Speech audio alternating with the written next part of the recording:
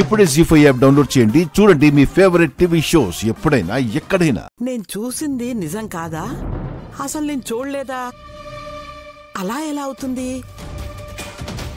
నాకు మతిమరుపు ఈ జన్మలో రాదు అనుకున్నాను. వచ్చేసి ఉంటుందా? బామ్మ, ఏం కావాలి? మనశ్శాంతి. బతుకుండగా అది దొరకదు కదా బామ్మగారు. బామ్మకు చిరాగ్గా ఉన్నట్టుందక్క. ఎందుకు? తను నీ తోటికోడలు నైని అని నిరూపించేసుకున్నారుగా. తిలోత్తమ అత్తయ్యలాగా మీరు కూడా పొరబడుతున్నారు బామ్మ.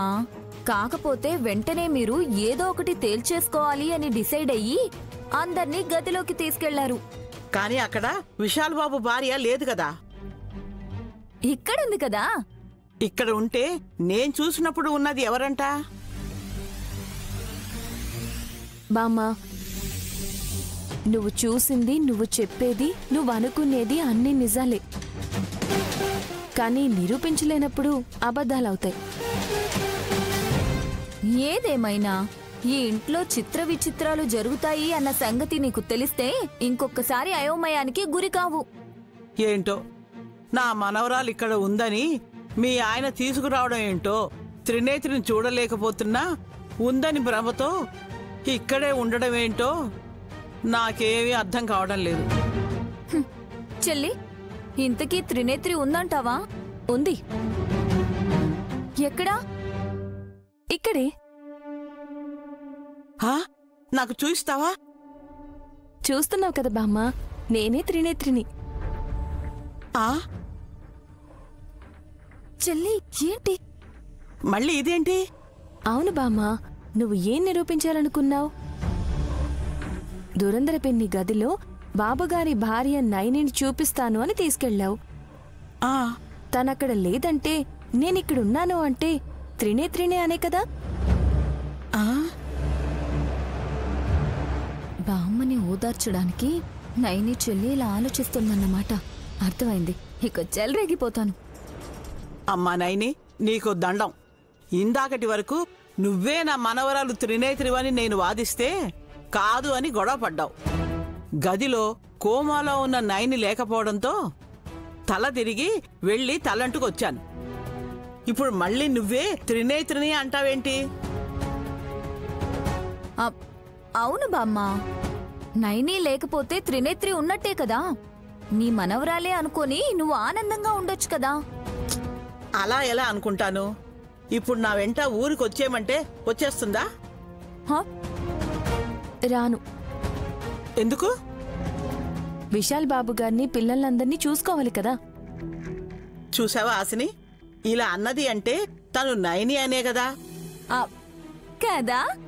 అలాంటప్పుడు నువ్వు నా మనవరాలివి, ఊరికి పోదాం రా అని ఎలా అంటారు? అనకూడదా? అనకూడదు. మరి మేమెప్పుడు ఊరెళ్ళాలి? బాబుగారు మీ మనవరాల్ని తీసుకొచ్చినప్పుడు. అసలు త్రినేత్రి బయటికి వెళ్ళనే లేదుగా. విశాల్ వెళ్ళాడుగా. అర్థం కాలా కదా. ఈ ఇంట్లో అంతే. మీరెళ్ళి హాల్లో కూర్చోండి, నేను గాయత్రిని ఎత్తుకొస్తాను. కాలక్షేపం చేద్దురు గాని పదండి.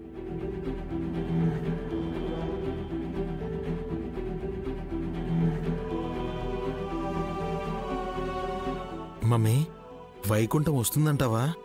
తనేం బయటికి పోలేదురా. తిరిగొస్తుందా రాదా అని అనుకోడానికి.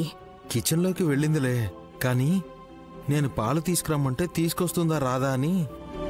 రే, నీ తింగర పెళ్ళామైతే ఎందుకు ఏంటని అడిగేది.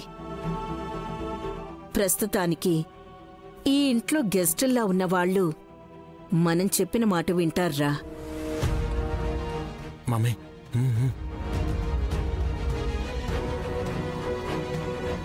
అమ్మ పాలు. అమ్మ పాలా? ఈ ఓవర్ యాక్షనే నిన్ను తగ్గించుకోమన్నది. అలాగే. ఈ పాలు తీసుకో. వై? చెప్పింది విను. సరే.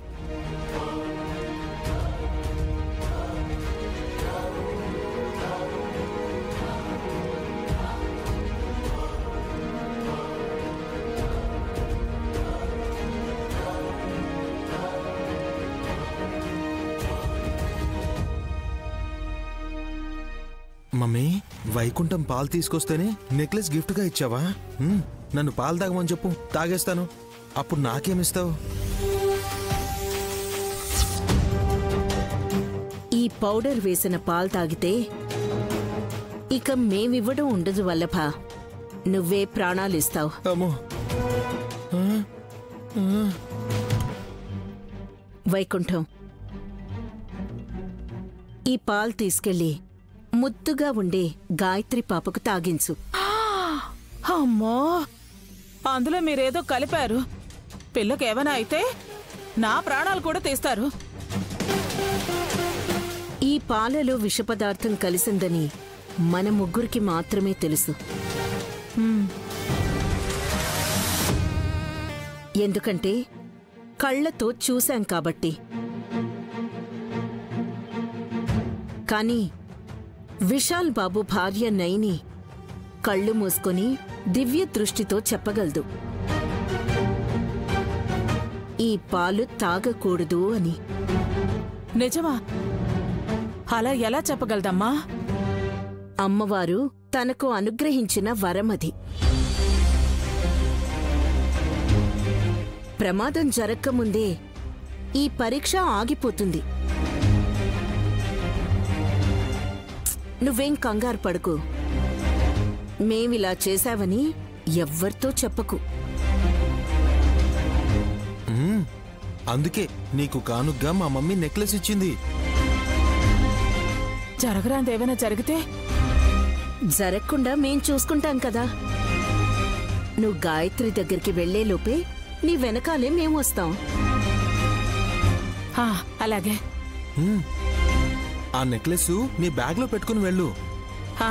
సరే.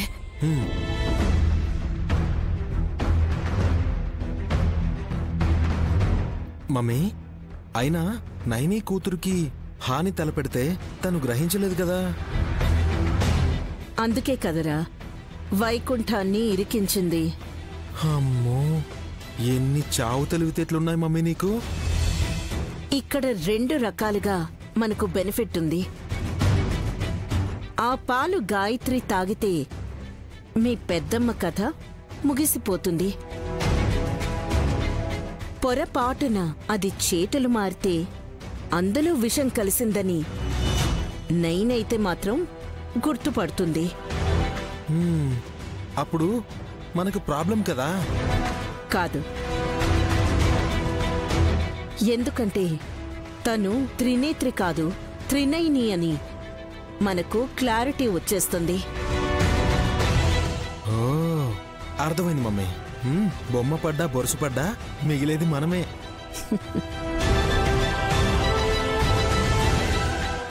జీ5 యాప్ డౌన్లోడ్ చేసి అన్ని ఎపిసోడ్స్ పూర్తి ఉచితంగా చూడండి.